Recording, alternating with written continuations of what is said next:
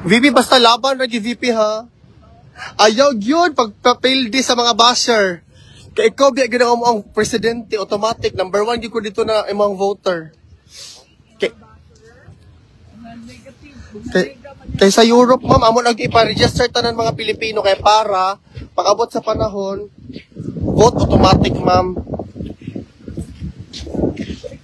Saan ka, ma'am? Bus 22 or 23, depende. Dito ta. Ito na, 22. Ginoo ko ka fresh.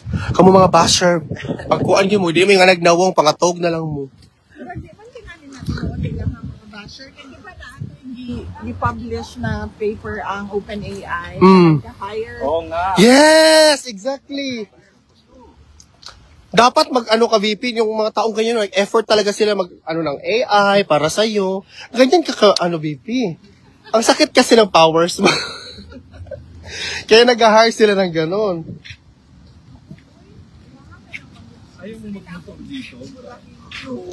Ha? Hindi na. Baga.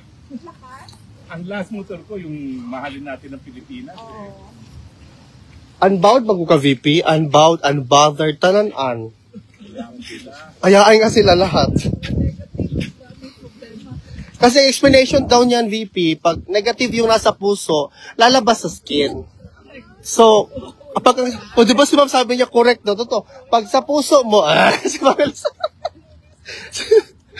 pag lami imong sa puso, lami po di mo skin. You know what, ma'am? Exactly. We know exactly his cubicle. Si PRG. Oo. Kaya baka mahalata ngayon. I also thank your mother, ma'am, for bringing you to this world and for, talagang pinalaki niya ang mga leaders ng bansa.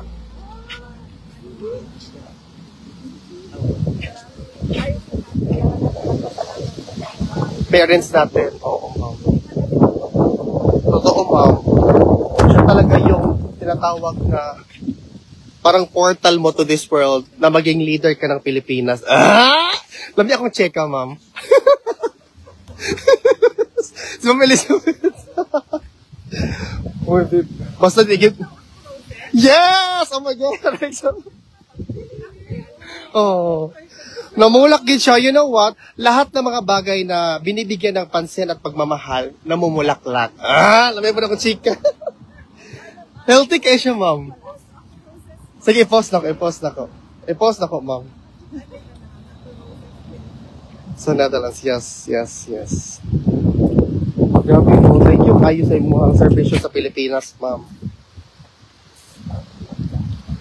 Correct. Oo. Mga totoong tao. Tinuod yung tao. Of course, ma'am. Kung si Tatay Digong, nagserbisyo siya para sa Pilipinas, ito din yung amin, ma'am, in our small ways to serve the Philippines. So excited. Kaming init na no? Huwag naman pa maghapon. Si mother ni mo, ma'am, ingon siya, ma'am, na nagitugnaw gyapon siya, ma'am, magpainit siya. Next week, pag-init. Parang bagyo man siya, ma'am. Last week, 30 hangin, pag-init na. until September. Sometimes October, ganon. Depende, mga September, mga start ng autumn. Ano na yan, mama? Malamig na yan.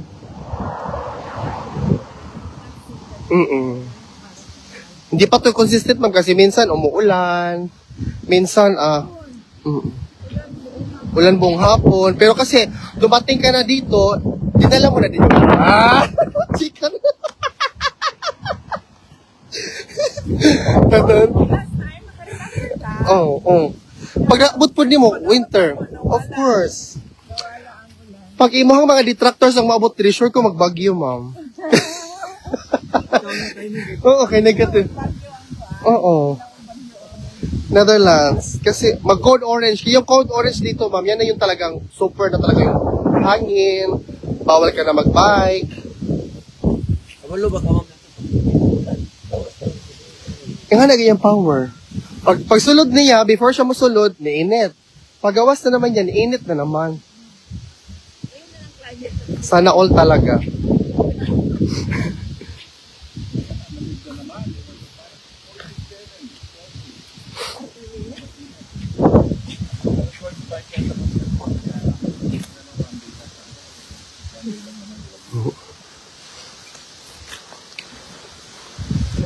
Pag kasagaran sinasabi ng mga kababayan natin, ma'am, pag nakikita yung mga Duterte, is that meron pa talagang pag-asa ang Pilipinas.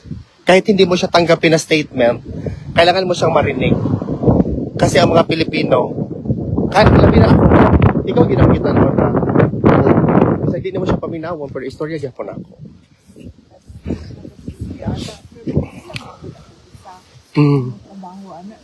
Kitantanan, exactly. But we need someone as decisive, as firm, as an independent mind like you. Ayun.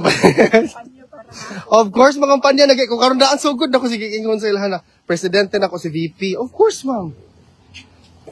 It would be my honor talaga na kayo maging presidente. Ma'am, okay na ako niyan, ma'am, kasi that means that the next generation will have something better. Sa amin ngayon, naghihirap kami kasi yung nasa kapangyarihan, medyo hindi pa niya alam na kailangan pala niya magtrabaho. Kasi, kasi ang sinasabi niya lang na tapos na daw yung pamumulitika, ngayon na tayo magtrabaho. So it took him 3 years to realize that. Oo, ma'am. So, yun na nga. So anyway, Mm. Mm. Mag Coke Zero. Mm-mm.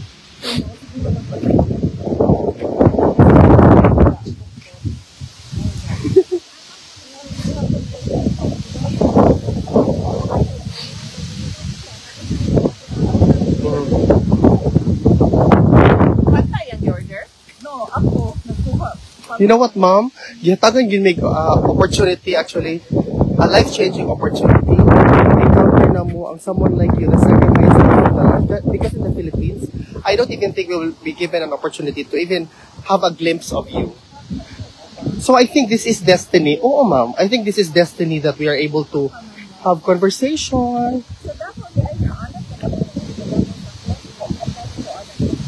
Taga Butuan biya ko, ma'am. Ang Butuan biya kaya mo ba yung congressman, ma'am, kay ni Parma biya sa imong impeachment mo na nagkulo akong dugo. So, it is very different na feeling, oo. And then, nabasahan lang nako ang katong, ay, nakita na ko ang isa ka video na, in an interview you said, hatagan ta mo og glimpse sa akong batasan. Ako yung taong di naghihingi ng tulong. So, it is also a privilege sa lahat ng Pilipino na ni-share kag something ingon ana, who is Sara Duterte, the Vice President of the Philippines.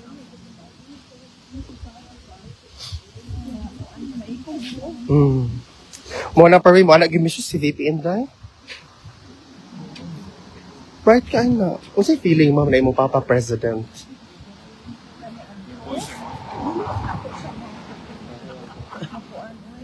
Sabi ko, the boys in the family are more emotional compared to you. Ay, may bike. May bisikleta, ma'am. Ma'am, may bisikleta, ma'am. Ma'am, may bisikleta, ma'am. Sorry, Minir. Sorry, fine na, dak.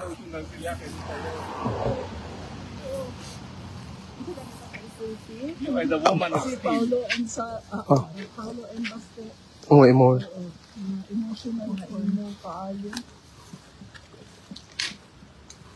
So, balik tayo sa question, ma'am. Wala na ako ma-feel kaayo. Kay Mayor, di ako ato 2016 to 20. Bike. May bisikleta, friend. 2016 to 2019. 2019. 2016 to 2022. Mayor ka, oo. Hello, Dankivel. Wala kay kuan. Wala ko nakapili. Ay, bisikleta. Bisikleta.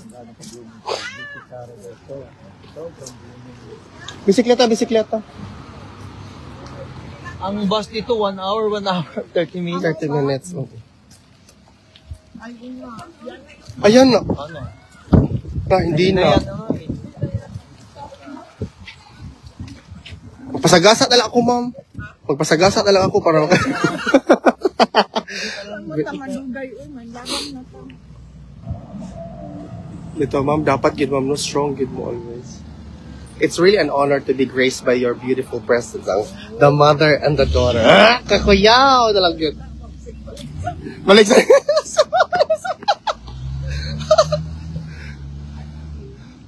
Ako, istorya na ba akong tinuod, ma'am? Tininood na ba akong istorya? Wala ka nagsulti na dili. Uy, Ako, disclaimer lang ko daan. Kaya ba... Of course, kaya ingon, anak mo, good mo. Anak yung power. Makalimutan mo lahat. Apat naman kayo, same na rin yan. Ugoy na kayo. wala lang kami. Hindi namin iniiwan ang aming future. Paano yan? Bakit pa iiwan? Ang hope ng aming bayan, iiwan namin, hindi, ma'am.